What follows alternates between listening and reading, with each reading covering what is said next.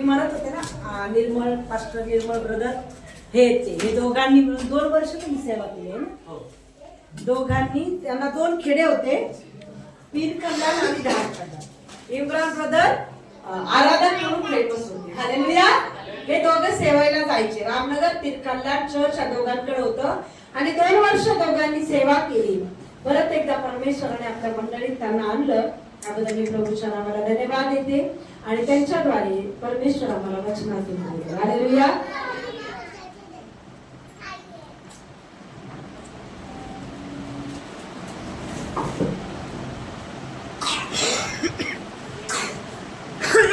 प्रभूला धन्यवाद या सुंदरशा वेळेसाठी, जो वेळ प्रभूने आपल्याला दिला आहे. वेळेला आपण या वेळेला प्रार्थनेमध्ये जाऊया. प्रिय प्रभू, आम्ही तुम्हाला धन्यवाद देतो या सुंदरशा समयासाठी, जो समय तुम्ही आम्हाला दिला पाहिजे, त्या वचनातून बोलण्यासाठी तुम्ही आम्हाला सहाय्य करतात. प्रभू धन्यवाद देतो.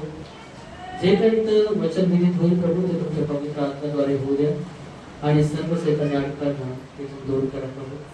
सर्व इथं जमलेले सर्व लहान थोर प्रत्येकाचा ताबा तुमच्या हाती आणि प्रत्येकाला तुमच्या सामर्थ्याने भरा, तुमच्या पवित्र वचनाने भरा. प्रार्थना येशू ख्रिस्त माझं जीवन बदलण्याच्या गोळ्यात बोलवणार येईल का? आमेन. हालेलुया.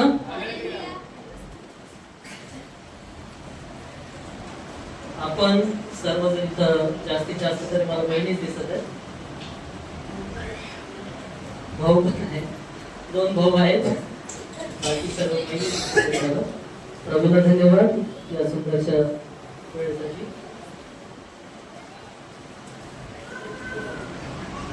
आपण या वेळेला ख्रिस्ती कुटुंबाबद्दल काहीतरी जाणून घेऊया. आपल्या कुटुंबामध्ये कधी कधी वाद असतात, कधी काही भांडणं असतात, काही काही बहिणींचं कुटुंब इतका या वेळेपर्यंत जातं की डिवोर्स पर्यंतची वेळ येते, नाही का? सुटपत्रापर्यंतची वेळ येते. कधी कधी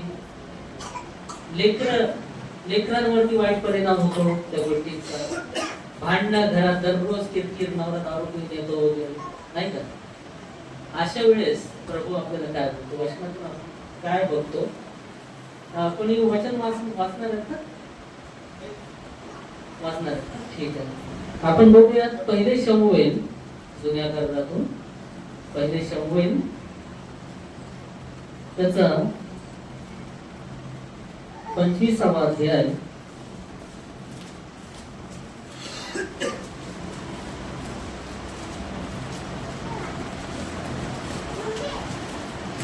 पहिले शमूएल 25वा अध्याय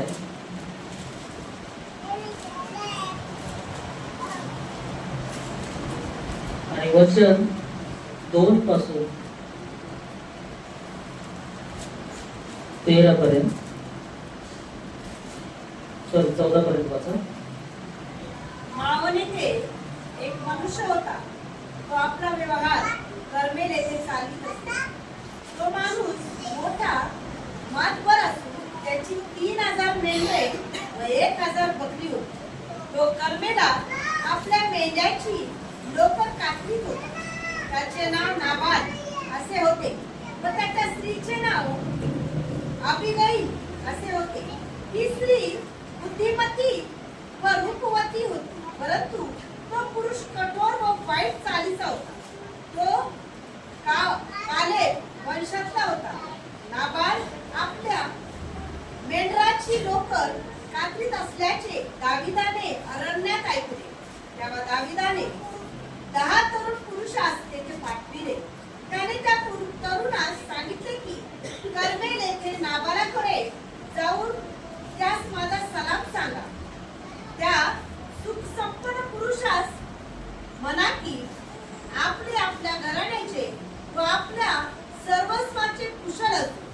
मी असे केले आहे की आपण लोकर कातणारे लाविले आहे. आपले धनगर आमच्यामध्ये होते.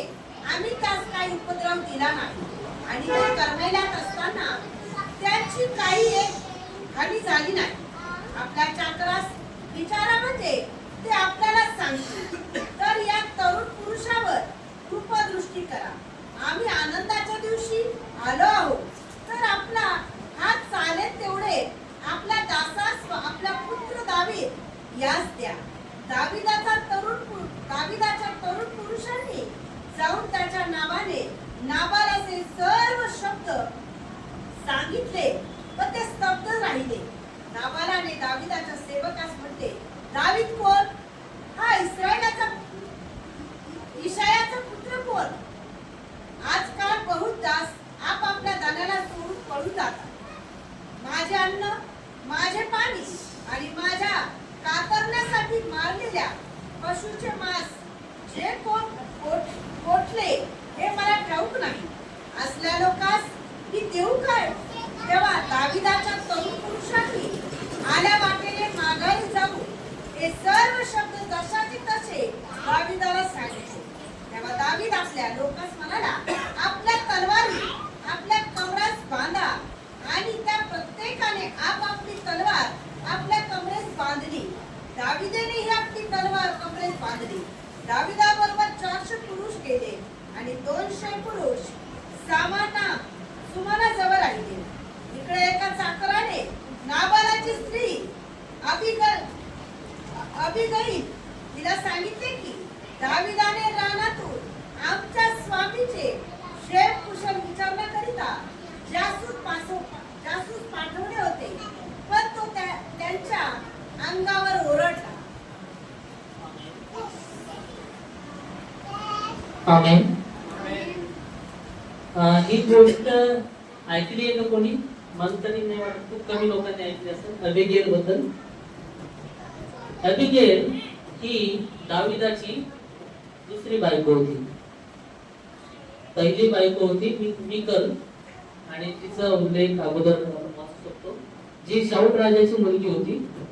आणि दुसरी जी होती ही अबिगेल होती. आणि आता अबिगेल आणि दाविदाची आपण भेट पाहत आहोत कशी झाली. बघा, अबिगेल ही स्त्री कशी होती आपल्याला जरा याच्यात पाहायला मिळतं. तिचा नवरा कसा होता? बऱ्याच बहिणींची तक्रार असते, माझा नवरा मला दारू पिऊन त्रास देतो. बऱ्याच बहिणींची तक्रार असते की माझा नवरा माझ्याकडे लक्षच देत नाही, शिवीगाळ करतो, भांडण करतो, नाही का? अबिगेलचा नवरा, पहिला जो नवरा होता तिचा नाबाल, हा तिच्या पहिल्या नवऱ्याचं नाव होतं. नाबाल सुद्धा तसाच होता. नाबाल तर दावीद जो राजाचा माणूस, राजाच्या माणसाला, शाऊल राजाचा माणूस होता तेव्हा दावीद, राजाच्या माणसाला नाबाल काय म्हणतोय, मी तुला ओळखतच नाही. इतके माणसं पाठवले त्याच्याकडे, त्याची काळजी घेतली दाविदाने अगोदर, आणि आशा ही ठेवली की जशी मी त्याची काळजी घेतली तसं तोही माझ्या परिस्थितीत माझी काळजी घेईल. पण त्यांनी काय केलं, उलट उत्तर दिलं की मी तुला ओळखतच नाही, तू कोण आहेस? तुझ्या धन्यामुळे मी तुला ओळखत होतो, आता मी तुला ओळखत नाही. शाऊलामुळे मी तुला ओळखत होतो, आता मी तुला ओळखतच नाही. तू इशायाचा मुलगा म्हणजे कोण? इशा म्हणजे दाविदाच्या वडिलांचं नाव होतं इशा. इशायाचा पुत्र कोण? मी ओळखत नाही. कोण दावीद? मी ओळखत नाही. मग दाविदाला राग आला.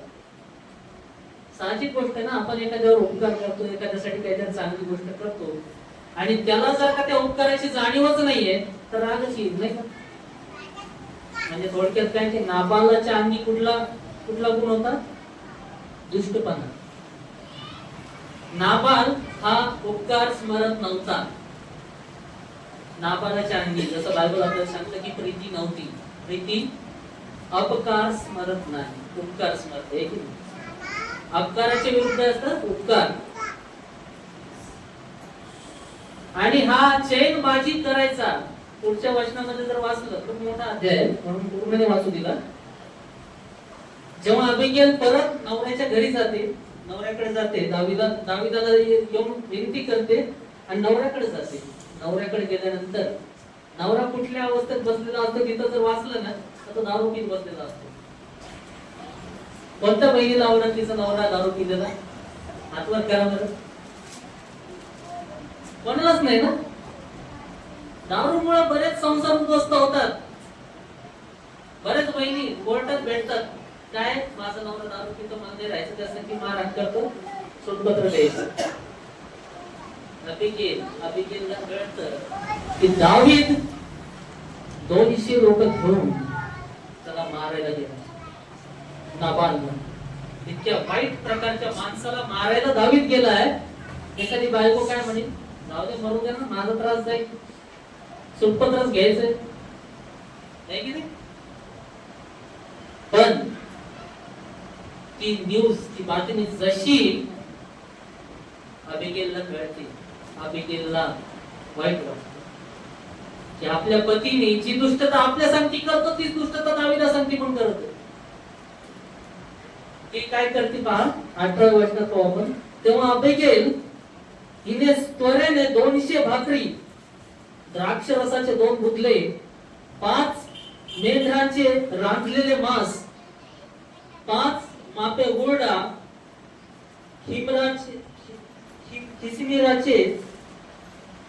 हिमसिराचे 100 घड आणि अंजिराच्या 200 ढेपा ही सर्व घेऊन गाढवावर लागली.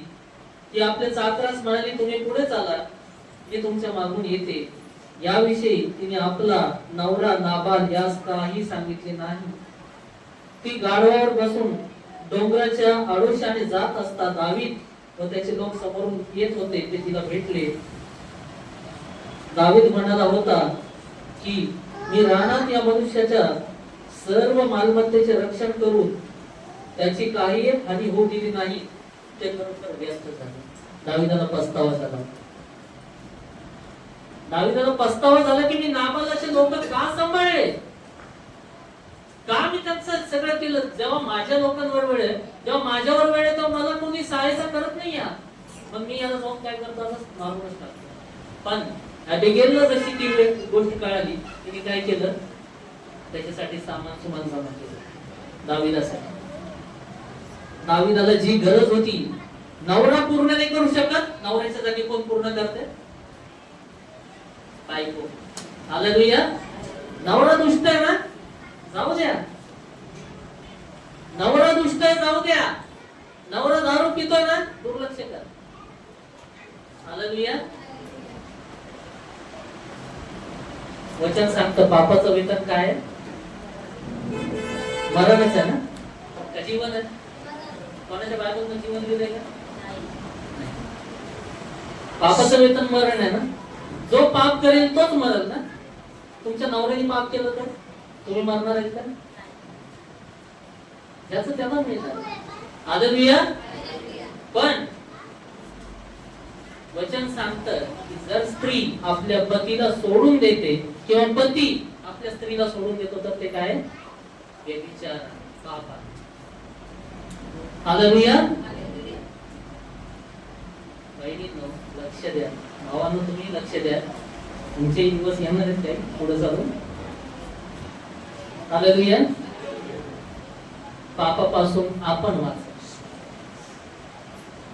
अबिगेलनी स्वतःचा संसार वाचवण्यासाठी प्रयत्न केला. कोणत्या तरी बहिणीची इच्छा असते का संसार मोडावं, भावाची इच्छा असते का, कोणाचीच इच्छा नसते संसार मोडावं म्हणून, पण येतात नाही त्या गोष्टी अशा समोर. अबिगेल घेऊन गेली सगळं काही दाविदाच्या समोर. दाविदाला म्हणते, काय म्हणते पुढं, अबिगेल दाविदास पाहून झटकन गाढवावरून उतरली. दाविदा पुढे जमिनीवर उपडी पडून तिने दंडवत घातले. ती त्याच्या पाया पडून त्याला म्हणाली, अहो माझे स्वामी, हा अपराध माझ्याच शिरी असू द्या. आपल्या दासीला आपल्या कानात काही सांगू द्या. आपल्या दासीचे बोलणे ऐका. माझ्या स्वामीने अधम नाबालाने काही एक मनात आणू नये. नाबालाचे काही एक मनात आणू नये. तो आपल्या नावासारखाच आहे. त्याचे नाव नाबाल म्हणजे नाबालाचा अर्थ काय होतो, मूर्ख.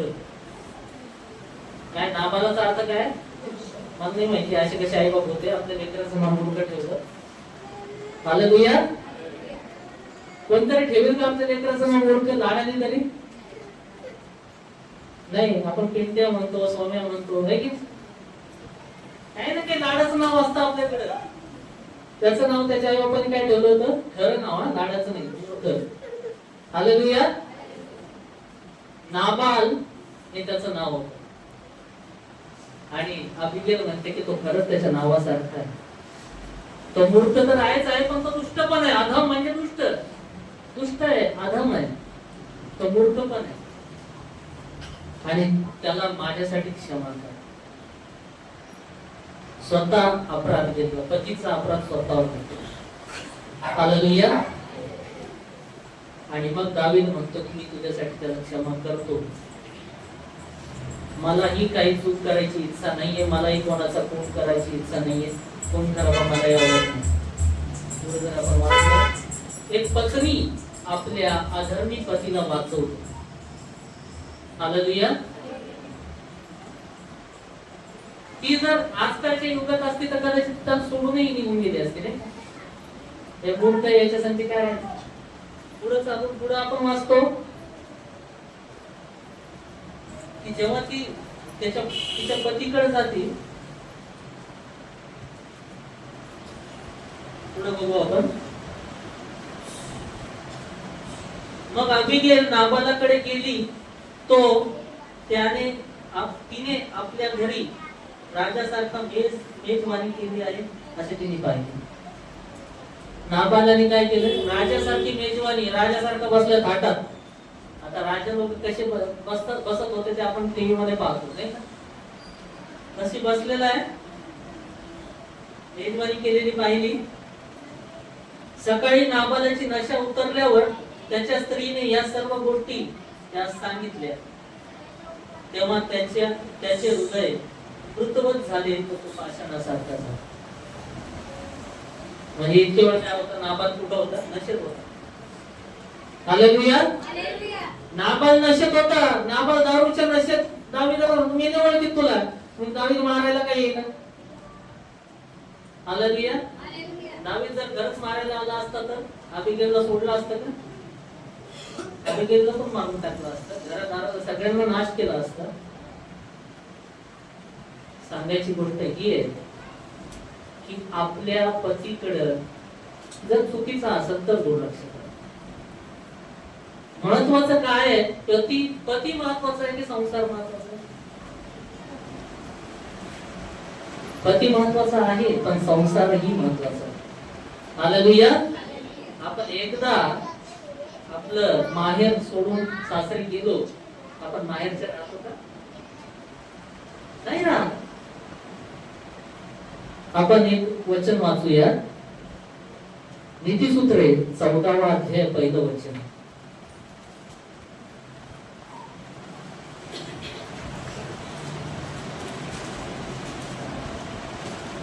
प्रत्येक सुज्ञ स्त्री आपले घर बांधते, पण मूर्ख स्त्री आपल्या हाताने ते पाडून टाकते. आमेन.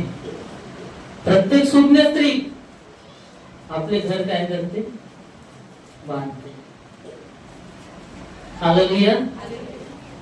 अबिगेल सुज्ञ होती का मूर्ख होती? सुज्ञ होती. नवरा कसा का असेना, मला माझं घर वाचवायचंय. ती दाविदाकडे गेली, सगळी ती साधन सामग्री घेऊन गेली आणि मग दाविदानेही तिचा अभ्यास केला आणि तिचा नवरा मरेपर्यंत नवऱ्यासोबत विश्वासू राहिली. अबिगेल जर तुम्ही वाचला ना तो अध्याय पूर्ण वाचा, तो पूर्ण अबिगेल बद्दलच आहे. ती मरेपर्यंत पतीशी विश्वासू राहिली आणि सुज्ञ स्त्री काय करते? आपलं घर बांधते. आणि मूर्ख स्त्री काय करते? वचन वाचलं ना आपण आता? मूर्ख स्त्री काय करते? घर पाडून टाकते, आपल्या हाताने पाडते.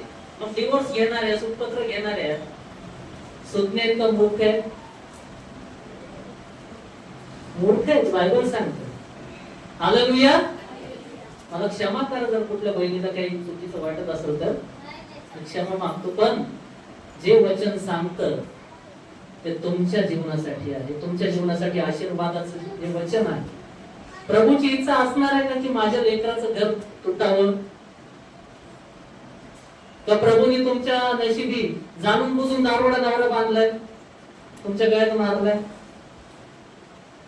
नाही. अशा बऱ्याच बहिणी आहेत जगामध्ये, त्यांचे पती प्रार्थनेत नाहीयेत, त्यांचे पती विश्वासात नाहीयेत, ते दारूबाजी करतात, पत्ते खेळतात, सगळ्या वाईट गोष्टी त्यांच्याकडे आहेत. पण पत्नी प्रार्थनेत आहे आणि पत्नीमुळं ते घर वाचले. सदोम आणि गमोरा,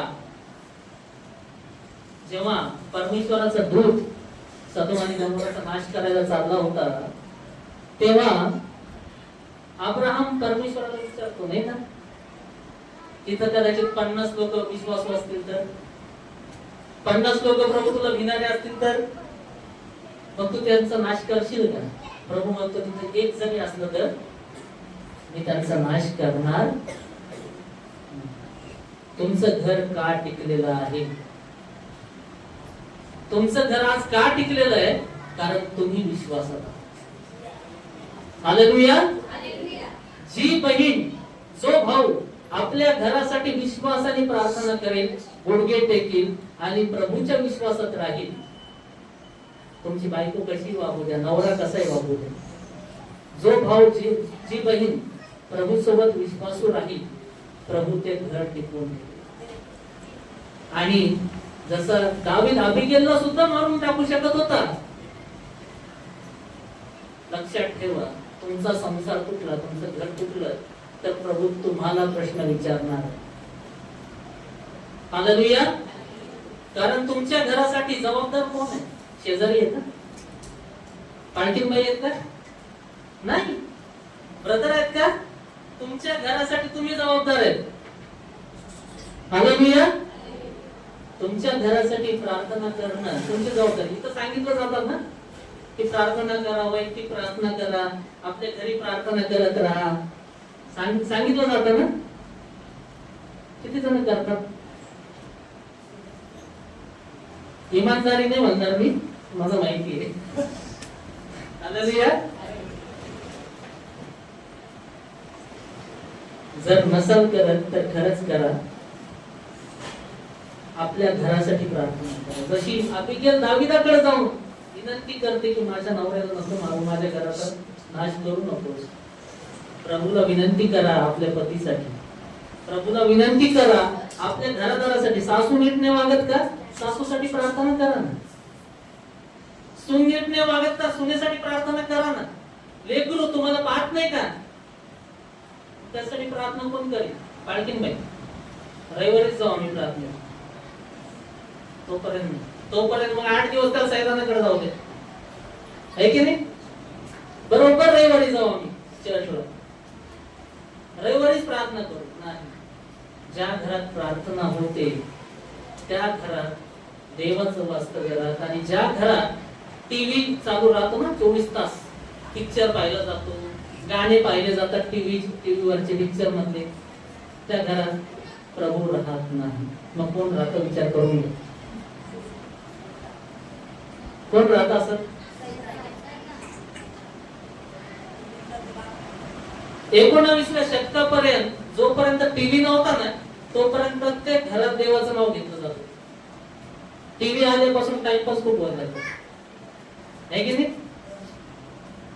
टीव्ही आल्यापासून बाकीच्या गोष्टी खूप माहित व्हायला लागतात आपल्याला. आणि टीव्ही आल्यापासूनच आपल्याला तलाक तलाक तलाक हा शब्द माहित झाला आहे की नाही? मी तुला सूटपत्र देतो, तलाक देतो, काय काय काय काय डिवोर्स देतो, वेगवेगळे शब्द. पण ख्रिस्ताची इच्छा नाही की ख्रिस्ती कुटुंब तुटावं. आज तुम्ही वेगवेगळ्या घरातून असतात, वेगवेगळ्या परिवारातून आहात. बहिणींनो आणि भावांनो, माझी हीच इच्छा आहे की प्रभूची इच्छा जी आहे ती पाळा. आणि सुज्ञ स्त्री बना. सुज्ञ स्त्री आपलं घर बांधते. प्रभूसाठी कोण कोण आपलं घर बांधायला तयार आहे आजपासून? आतापर्यंत झालं ते सोडून द्या. नवऱ्याची किरकिर होते ना, सोडून द्या. अबिगेलने लक्ष दिलं का नवऱ्याकडे? नवरा दारू पीत बसलाय, गेले का? हे माणूस लयच आहे, मी आताच याचं किंवाची भीक मागून आले, हे दारू पीत बसले, असं म्हटली का? नाही. हालेलुया. दोष देऊ नका. दोष देणं कोणाचं काम आहे? कोणाचं काम आहे? सैतानाचं. घर तोडणं काम कोणाचं आहे? सैतानाचं. मग सैतानाला त्याचं काम करू द्यायचं का आपण आपलं देवाचं काम करायचं? देवाचे लेकरं देवाचं काम करतील आणि सैतानाचे लेकरं सैतानाचं काम करतील. कोणाचं काम करायचं ते आपण विचार करायचा. प्रभू करो सर्वांना या वचनावर आशीर्वादित करो. आमेन.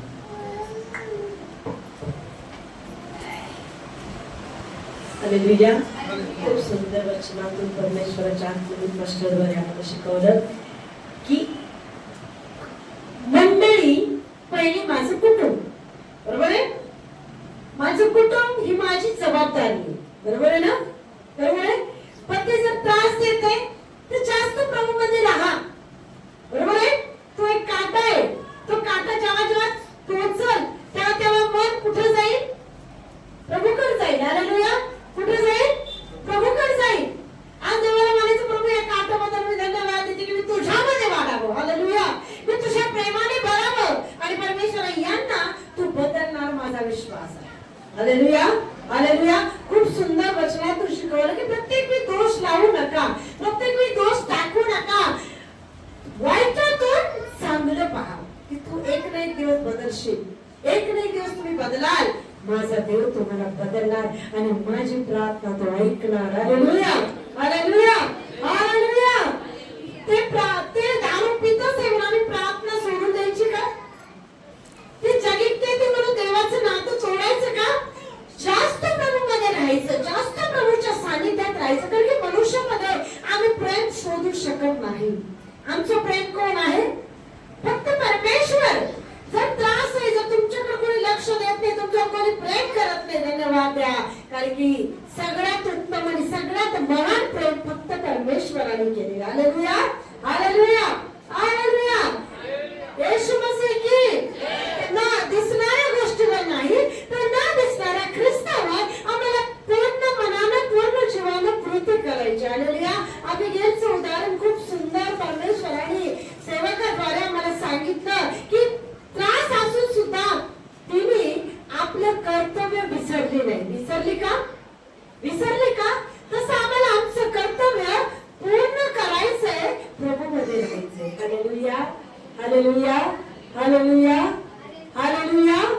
येशू मसीह की, येशू मसीह की. आजच्या नंतर काय करणार? ज्यांच्याकडून त्रास आहे त्यांच्यासाठी दुःखी होणार, निराश होणार नाही व्हायचं का? माझी निराशा दूर करणारा परमेश्वर आहे, माझी परिस्थिती बदलणारा परमेश्वर आहे, माझ्या जीवनातले वाईट लोक बदलणारा परमेश्वर आहे. मला कोणाकडे लक्ष द्यायचंय? कारण की आम्ही शांत राहिले तर देव कार्य करेल. करेल. तो उगा राहा, तो लढल. तुझा लढा कोण लढल? परमेश्वर. आम्ही शांत राहिल्यावर लढल. पण काही वेळेस आम्ही आमच्या बुद्धीचा वापर करतो, आम्ही आमचं तोंड चालवतो. आमचं तोंड चालवल्यानंतर देव शांत बसतो. का शांत बसतो? बोलवायचं तो तुझा न्याय करायला समर्थ आहे का? नाही. आम्हाला न्यायाधीश नाही बनवलं. न्यायाधीश कोण आहे? पण कधी कराल? आमचं तोंड बंद झालं, त्याच्या हातात दिल्यानंतर. हालेलुया. शांत राहा. देवाला म्हणा तू परिस्थिती बदलणार आहे, तू पाहत आहेस. हालेलुया. हालेलुया. अशी प्रार्थना करायची की चर्चमध्ये माझा पती पण आला पाहिजे. पुढच्या महिन्यात, या महिन्यात